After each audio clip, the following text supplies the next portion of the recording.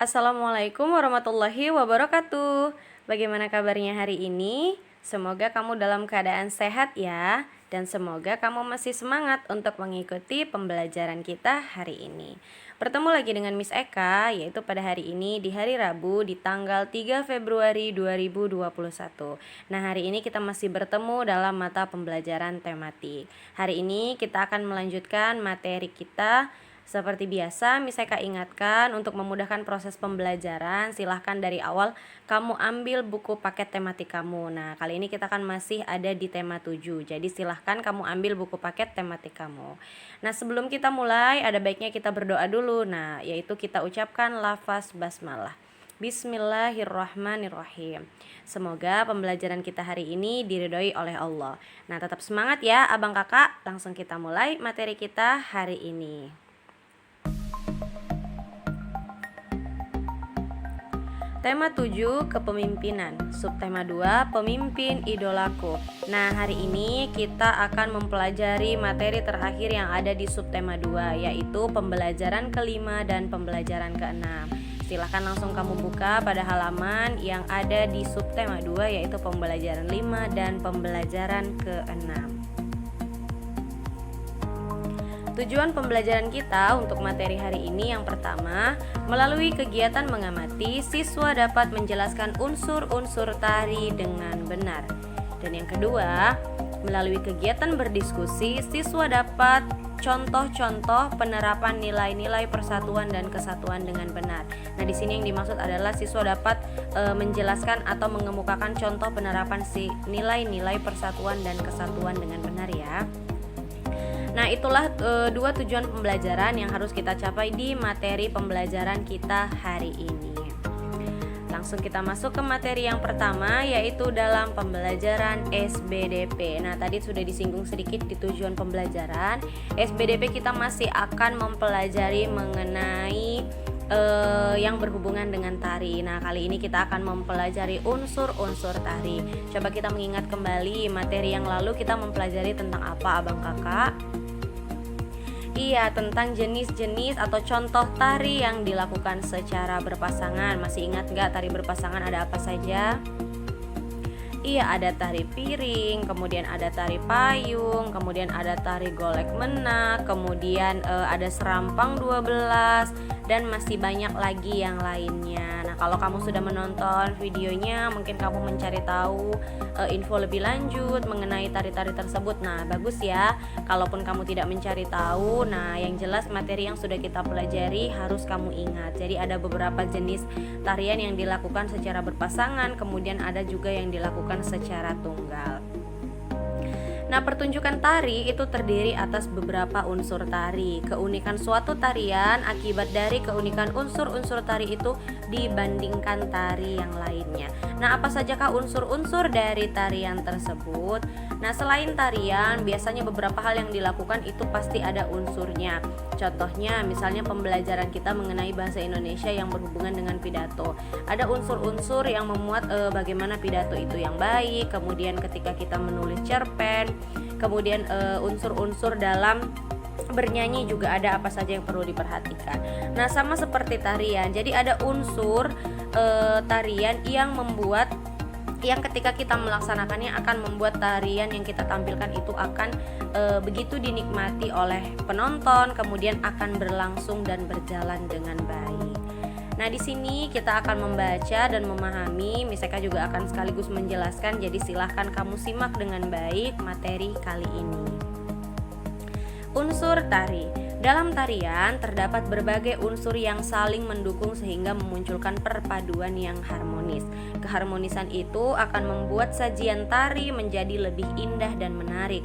Unsur tari terdiri atas gerak, busana, tata rias, properti, dan iringan. Nah, jadi ada 5 unsur tari. Coba kita ulang bersama. Yang pertama adalah gerak, benar. Kedua ada busana, ketiga ada tata rias, yang keempat ada properti, dan yang kelima ada iringan. Nah, untuk properti tari ini sudah pernah kita pelajari lebih dalamnya, yaitu sewaktu mempelajari materi SBDP di kelas 5. Jadi ini hanya akan kita ulas sedikit saja mengingat kembali materi yang sudah pernah kamu pelajari.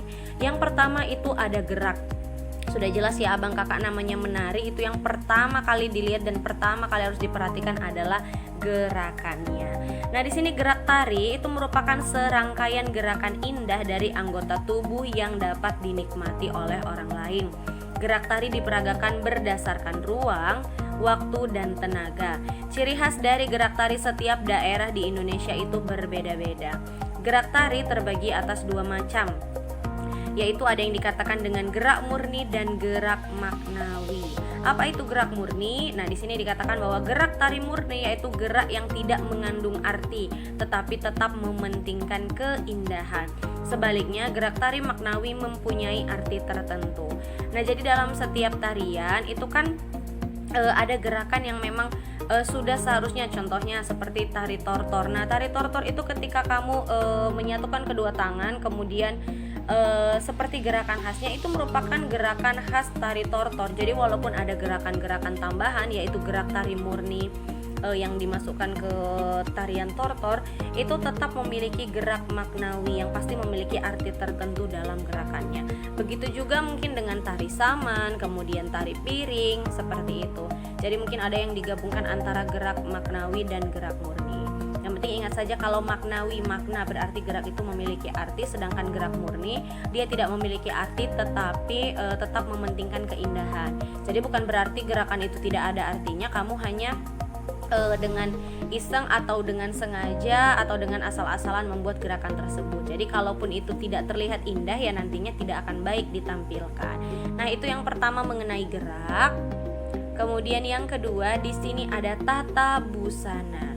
Nah, tata busana ini kan meliputi semua pakaian yang dikenakan penari saat mempertunjukkan suatu karya tari di atas pentas. Nah, ini disesuaikan dengan peran yang akan ditampilkan. Masih ingat gak kamu mengenai tarian yang pernah kita bahas, yaitu tari kelana topeng? Masih ingat tari kelana topeng itu menceritakan tentang tentang seorang prabu yang sedang jatuh cinta. Jadi di situ kan menceritakan tentang seorang yang jatuh cinta. Maka pakaian yang dikenakan itu adalah pakaian yang menunjukkan aura kebahagiaan, kemudian menunjukkan seorang yang kesatria dan gagah. Jadi memang tata busana ini juga ditampilkan atau dipakai itu disesuaikan dengan peran yang dipakai ya abang kakak. Jadi perannya itu sebagai apa di tarian tersebut. Nah, tata busana itu tari juga disesuaikan dengan konsep, tema, karakter, dan bentuk tariannya. Tata busana itu membantu penonton menangkap ciri dari sebuah peran atau tokoh. Tata busana juga memperlihatkan kesesuaian hubungan antara peran dengan karakter tarian yang dibawakan.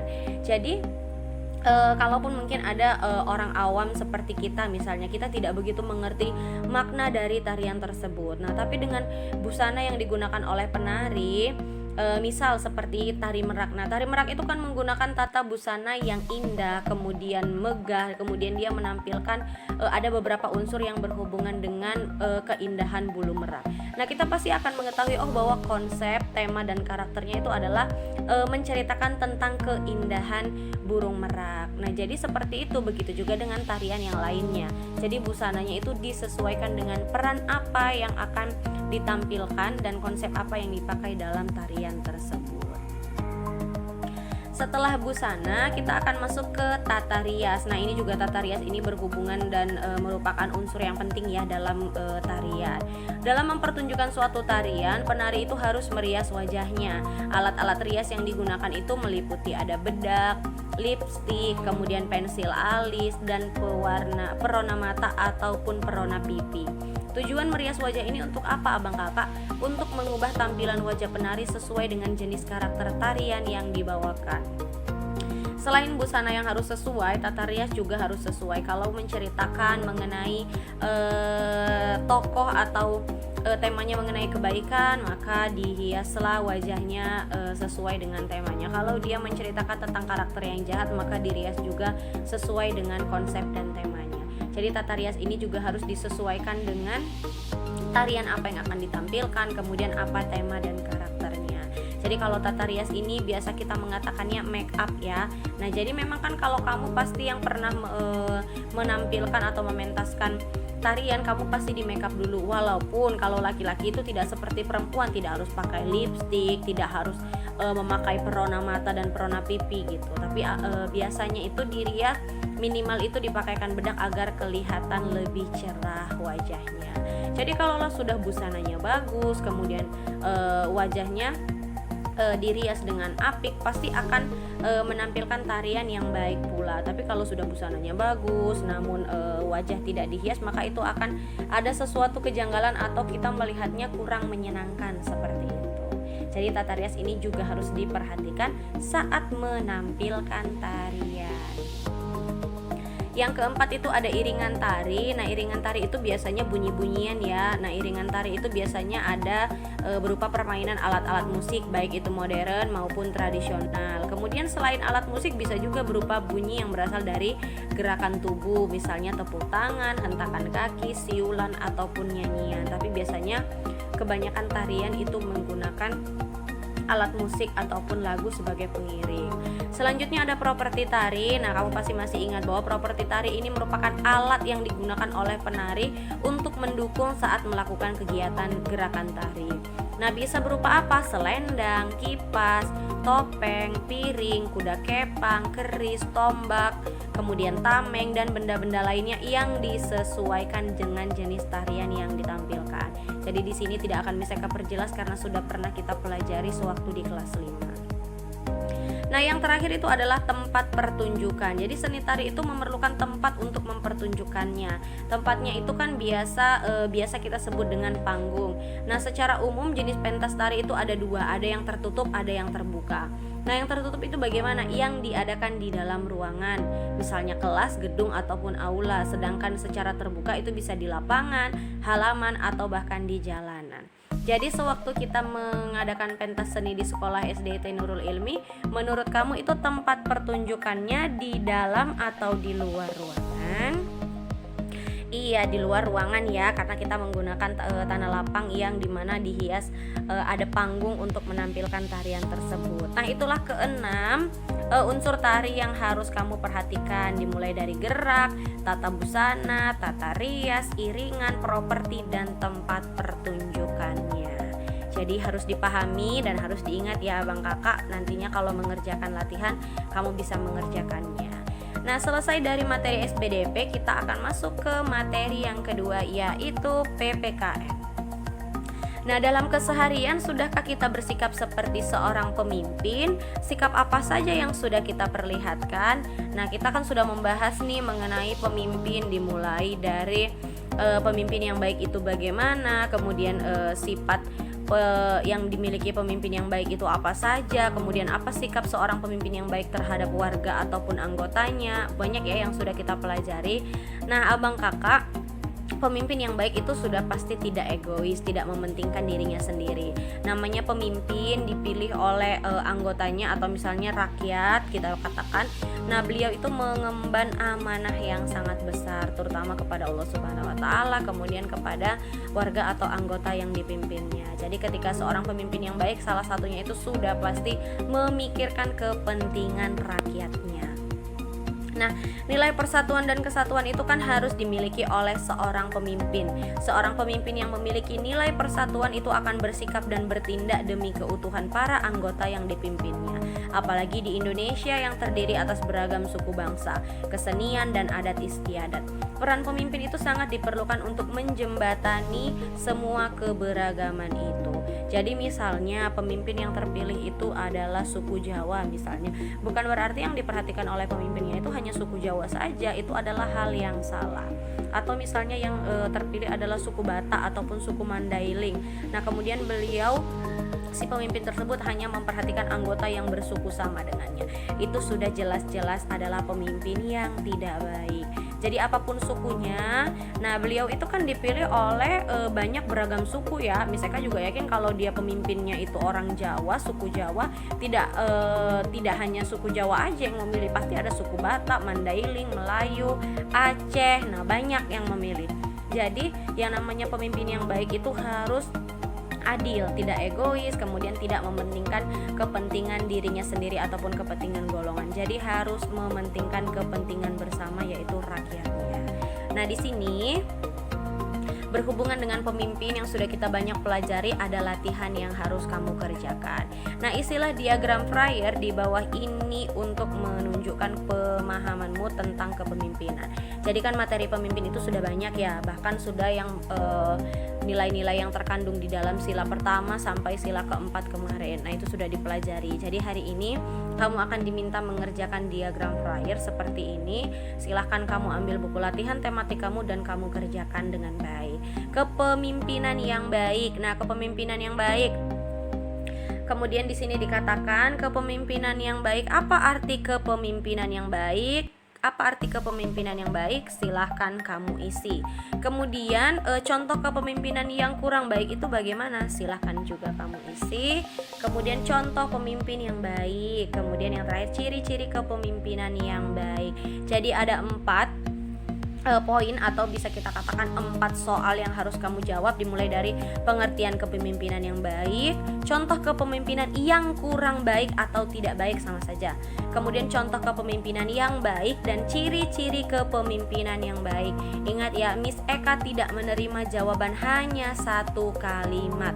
Kalau mungkin tadi pengertian kepemimpinan yang baik, kalaupun 1 kalimat itu tidak hanya sekedar misal kamu jawab kepemimpinan yang baik adalah pemimpin yang tidak egois, titik. Nah, itu akan Miss Eka kembalikan, akan Miss Eka minta kamu untuk menambahi jawaban. Jadi karena sudah kelas 6, silahkan jawablah latihan itu dengan jawaban sebagus mungkin. Tidak seperti saat kamu baru belajar menulis atau belajar membaca hanya sekedar 2 kata, kalaupun dihitung 1 kalimat itu hanya 3 kata.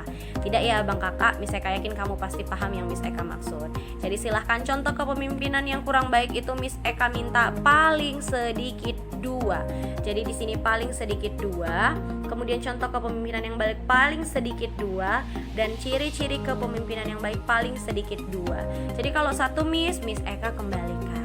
Jadi paling sedikit itu 2. Nah, sudah Miss Eka kasih keringanan loh, 2 paling sedikit. Silahkan dikerjakan dengan sebaik mungkin. Kalau sudah selesai langsung difoto, kirimkan melalui WA Miss Eka. Miss Eka selalu menunggu hasil dari latihan yang kamu kerjakan.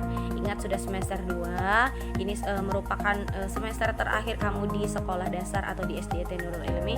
Jadi kerjakanlah dengan sebaik mungkin.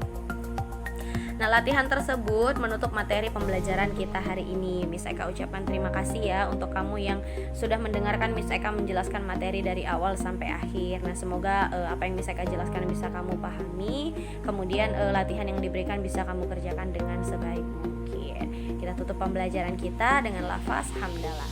Alhamdulillahirabbil alamin. Sampai jumpa di materi pembelajaran selanjutnya ya Abang Kakak. Miss Eka tetap mengingatkan untuk kamu selalu jaga kebersihan, kemudian jaga kesehatan. Dan saat keluar dari rumah silahkan patuhi protokol kesehatan yang berlaku. Jadi tetap semangat ya. Semoga kita segera berjumpa di sekolah. Assalamualaikum warahmatullahi wabarakatuh.